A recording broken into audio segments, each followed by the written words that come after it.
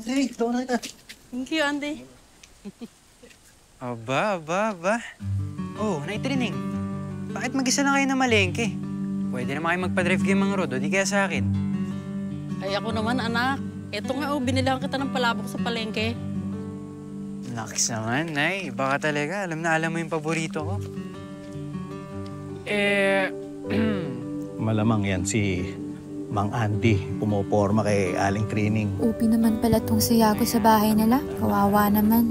Kaya naman pala kahit nirarayuma, panay pa rin ang larga. Ano, Nay? May pag-asa ba yan? Nako. Blooming na blooming ka ngayon, ah. Nay, huwag mo sabihin dito mo yan sasagutin. Oh, dapat doon sa loob. Sige na nga, mauna na ako. Thank you, Andy. Next time na lang ulit. Rusty, pagluluto kita ng masarap na sinigang. Oy, sama ako. Sama ako. Masarap yan.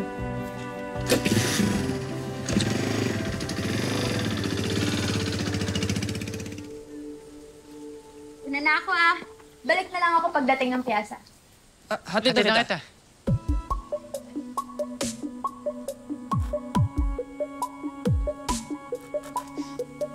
Tina, may dala akong motor, oh.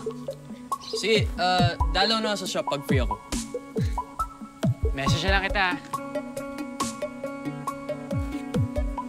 Test drive ko yung motor mo, ah. Anong motor? Hindi ka papayagan ni Mami mag-drive ng motor. Ako nakahanap at nag-recommend kay Aya. Motor ko yung inaayos at ako yung magbabayad sa kanya.